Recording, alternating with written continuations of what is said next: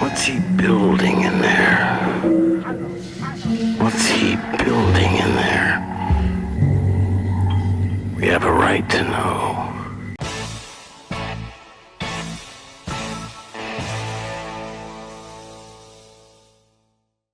All right, welcome everyone to episode 29 of Reframing the Narrative, and we are live from Jake's studio in the Gay Area, California. And this week we are going to talk about the progression of being awake and what you can do in taking action. Jake, good to see you as always, and live time this time. Yes, we can extend our hands over the desk. So please take it away. I know you have some thoughts on this particular topic. Yeah, well, first thing, just kind of a structural preview. We decided that we're going to do a couple maybe shorter conversations today since we are in person. And we've been pushing the hour limit and beyond a little bit recently. So I thought it would be kind of both fun and interesting to mix things up a little bit and have a bit of a shorter conversation about one topic and then switch to another topic. So if you're following along, that's what you're getting in episode 29, 30, and maybe beyond that. So the topic that I proposed for today was kind of inspired by a friend of mine who is really a stickler for trying to put his principles into practice. And he even said something like, if he could, he would abolish all his own personal property. And that gets into a whole different philosophical discussion about the nature of property, the role of government, and who owns what, and things like that. Like, what is ownership? And then what is community as well? But that got me thinking, the compulsion or the need to put your principles into action, I'd like to think that it should be something that we feel when our awareness grows, and when we start feeling like, okay, we've been talking all this time. Maybe the first thing you became aware of was like one of the hoaxes or one of the scams that is the world we live in and the way it's run.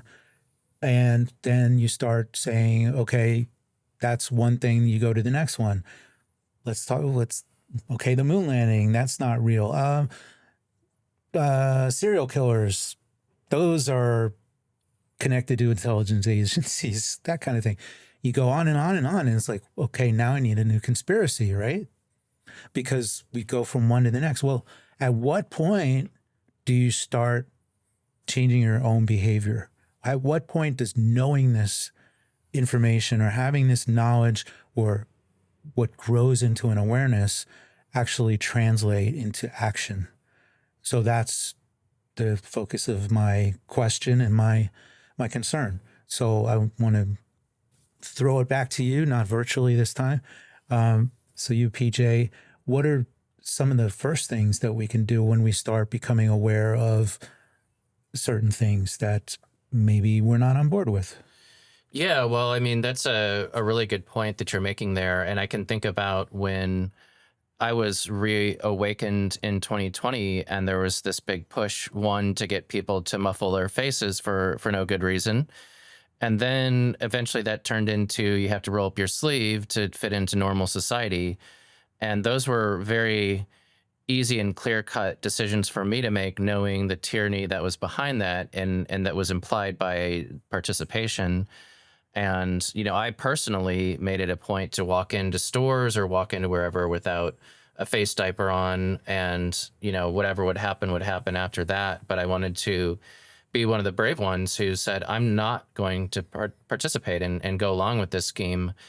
And then, of course, when the shots rolled out, it was the same thing. It's like, well, that's great if that's what society has come to, and we've got to make our own thing and find our people and survive in a different way.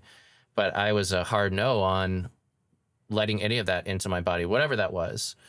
And But sorry to interrupt, but how did you know that was all about tyranny and not for our own good and our health, right? because that's how they sold millions and millions of people on it.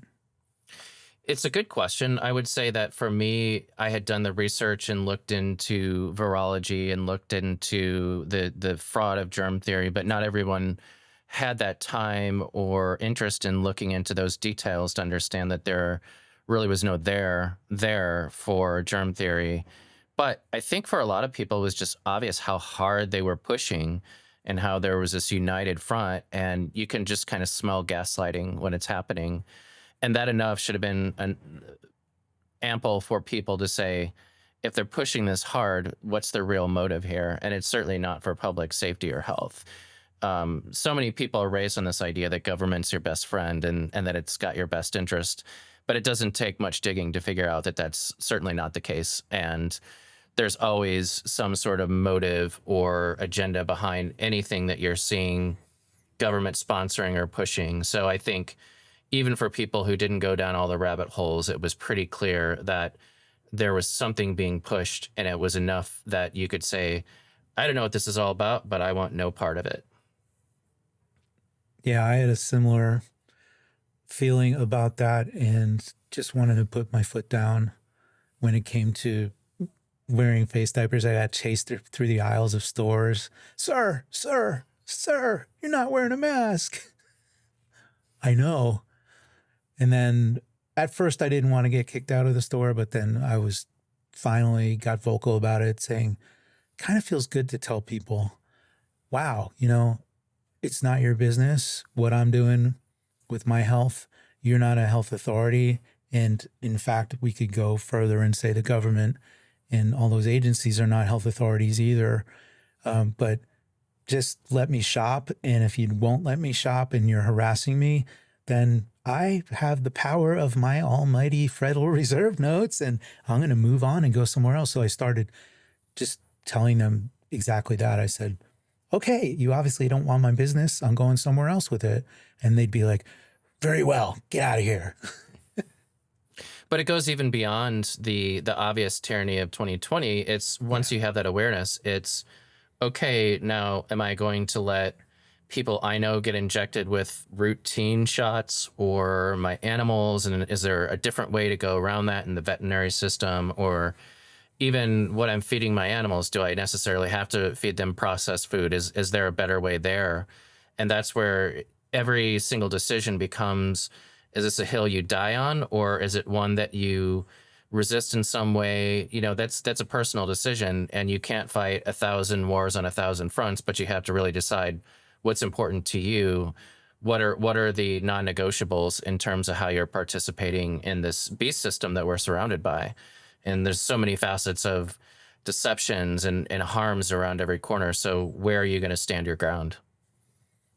I like that you brought up that the whole point of basically you become aware of something and then you might want to pass that along, and you have that burden of wanting other people to know. That can get into kind of the trap that we don't want to get trapped into, which is being the crazy guy and telling everybody what to think. And then, like, look what I discovered. You should feel the same way. And I think the two of us are way beyond that now. We're just like, if somebody wants to listen and make a change, they'll do that at the right place at the right time with the right message that resonates with them. And so it's kind of like advertising. Sometimes you need 7 touch points is what the Madison Avenue experts say. You got to reach someone several times before they'll actually receive the message. And so just being consistent is really helpful. But then having that burden to want other people to just live better and less controlled by various forces, I find that's one way we can really have an effect. But again, it's a fine line. You don't want to scream from the rooftops. You don't want to be the crazy guy. I've been there. I was an angry Alex Jones listener 20 years ago. Literally 20 years ago, I was listening to that guy. Thanks, Bill Hicks. And I've really become much more gentle in my messages with people. And I think just leading by example. And if people really care about you and they care about what's on your mind, they'll ask the questions, or you end up using the Socratic method and just asking them questions like, what are you planning to do when your baby is born? What kind of birth are you having? Where are you having it? Who is the birth team that's going to be involved in this society? It's inevitable. You're basically going to have a team of experts of some sort. Is it a home birth? Oh, cool. Do you have a doula? Even better. Then you kind of get ideas about them. And then, of course, if they're in the conventional, I like to separate conventional and traditional. Conventional route, since Rockefeller Mendelsohn took over, then they're going to be on that old injection schedule. Do you have that conversation? We get better the more we practice approaching people to have these conversations. And it can just be a question like, I heard there's 72 injections now on the schedule. What are your plans? Have you heard about what Japan does? Things like that. Yeah. And again, it comes down to every battle that you choose to fight. And even in the birth process, there's what do they do with your baby once it's born? Are they pricking its feet and taking a blood sample? Are you going along with that? Are you letting them enter your child into the official birth certificate system and the paper fiction? Are you signing them up to be an indentured servant to the government? I'm not here to say whether it's right and wrong. And many times there's a conversation between two parents that has to be negotiated, especially if one is not fully, I'll say, awake. I'll say that guardedly because awake means many things to many people, but it really is a decision where you have to maybe in some cases find a middle ground where it's like, well, I would like to completely remove this child from this system entirely, but can I at least get some small victory and not go along with it fully? And I think that's where all of us have to really make our decisions in life. And I actually was just having a conversation with someone a week ago who had questioned the integrity of working with an investment firm because, it's somehow supporting the beast system or the deep state or whatever you want to call it. And I said, yeah, fair point. I mean, anything that involves Federal Reserve notes is by default supporting the beast system or the deep state or, New World Order, whatever. But this is the world that we're born into. You either have money, and our listeners will recall the illusion of money, and we talked about that, or you starve and eventually die. We don't really have a choice in that matter unless we really are like your friend who has a farm and can potentially feed himself and his family, which a lot of people don't have that luxury. So what do? Well, you still have to participate in some way, but you can still decide where your firm boundaries are and what you will and won't do. Yeah, and there's just a myriad of decisions that you need to make when it comes to be changing your behavior or just walking that talk. And certainly the birth certificate and where you fit in the system, things like that, those are decisions, those are discussions that a lot of people never even have because they're not conscious of that. And then even when you are, that's a huge thing. You're basically opting out of something that has the coercive power of violence over you. At the very least, the threat of getting audited or harassed and all those various potential threats to your living and then your very person as well. But then there's just the smaller decision. So I think changing your mindset, I know I mentioned it on our podcast before, but the idea of being a consumer and how we are branded consumers and we're sold things as consumers and we're compelled as consumers. And we're even, they give us pats on the back, like, you're a good consumer. You made a wise shopping decision. Oh boy, isn't that awesome? Like Wilma and Betty were like, they're indoctrinating us.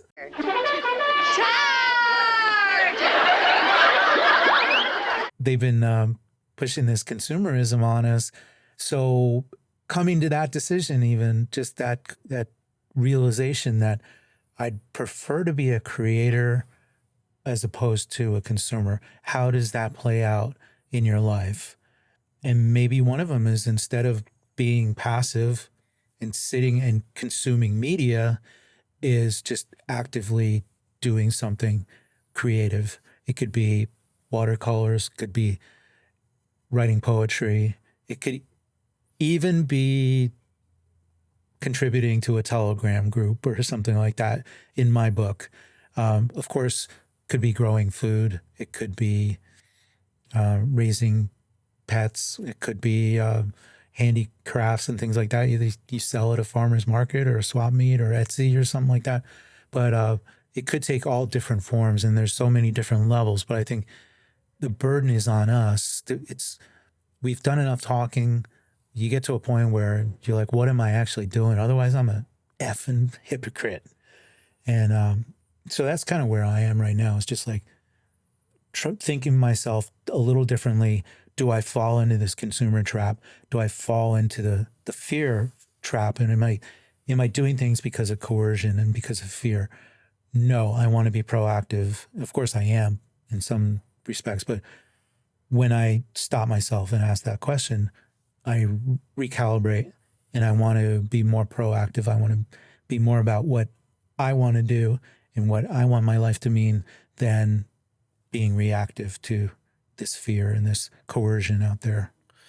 Absolutely. And one of my favorite examples of leading by example, and we had him on our show weeks ago now, but David Rodriguez and everything that he's been doing with unschooling and homeschooling, because talk about the threat of force, people who aren't parents or haven't had family members with children and have seen this and witnessed it.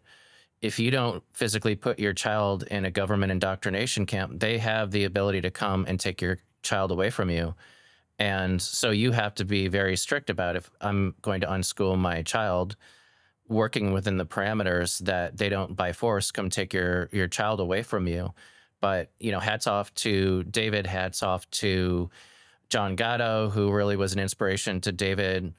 Everyone who's out there doing that and saying, I don't want my child to be brainwashed. And I'm paraphrasing a quote I heard a while back, which was, if you don't want your child to become a product of the state or a soldier or whatever the saying is, then don't send them to your enemy's education camp, right? And I'm sure that we could put the exact quote that I'm thinking of here, but the larger point is, well, what do you expect when you let them sit for several hours a day listening to the main view of whatever the topic is? And these days, it's not just pushing evolution or this facade of space or now transgender confusion. All of that is being pushed, and it's just fragmenting people's minds to where they become more pliable and they become vassals, essentially, of the state. And no matter how high they rise up in the corporate world, they're still part of the rat race. No matter how many Federal Reserve notes they have in their fictional bank, which, by the way, the bank owns, it's not yours. The bank takes your money and makes money off of it, right? So a lot of people get caught up in this status thing of, oh, well, I've got so much money and I'm such a good participant in this system, but they don't realize that they've actually signed up for a life of servitude. And that all starts with the government indoctrination centers. And if you teach your child a different way, then they might create something and do something different and revolutionary, or at least breaking outside of the common slavery system we all find ourselves in. Really good points. I'm glad you brought up homeschooling. And then I wanted to tie back a little bit to one of our most recent episodes, which is the power of words. So you mentioned, maybe fake evolution or fake space and gay and dinosaurs. Maybe a little later, we're doing a guest live stream. We're going to talk about the nature of time and maybe our timeline and calendars. So at all of these junctures, when you do have children, you do have loved ones, you can make conscious decisions about your use of language as well. That's one way you can kind of elevate things and change. You can stop using words like taxpayer as if that's like this great thing. We taxpayers deserve blah blah blah, and just you're playing into that whole paradigm of, well, the government's going to take care of me. The government owes me good roads. The government owes me health care, all these kind of discussions. And then if you change your paradigm about what the role of government is, essentially, in our view, government's all about control, and that's it. So how do you minimize or eliminate the opportunities for the government to take advantage of you and make you a slave? Absolutely. And actually, I love that you brought the power of words back up, because it makes me think about a day or two ago when I called you arriving into town and I said, don't be a homo, we're going to go do this thing. And this is no disrespect to anyone who might be of the certain different sexual persuasion, to each his or her own, I suppose. But we don't have to normalize this, right? We don't have to say that it's okay to be transgender or gender confused or to be gay. And in fact, I love the idea of let's bring gay back. I love when you and I were children, what did we call things often that we thought was stupid? Be like, that's totally gay. I want to bring that back, because we don't have to agree to all of this nonsense, especially here in the gay area of California, that it's so pushed. And by the way, you should have seen people clutching their pearls when I was in the airport saying this to you on the phone. People were like, how dare he use these words? But I was having a good time with it. Yes, it was great. We should do a podcast on that. Yeah, and just like I mentioned before, I want to bring back retarded. I love retarded. I'm totally on board with that. Yeah, so I mean, there's just some things we can stop going along with. Now, of course, I'm not making fun of people who are legitimately slower in their mental capacity, but it was a really fun word that we grew up with, and now no one can say it, right? Sort of like the certain people with the tiny hats in a certain country in the middle of our realm. Can't really say too much about that without getting in trouble. Well, but I have something to say to them. I am.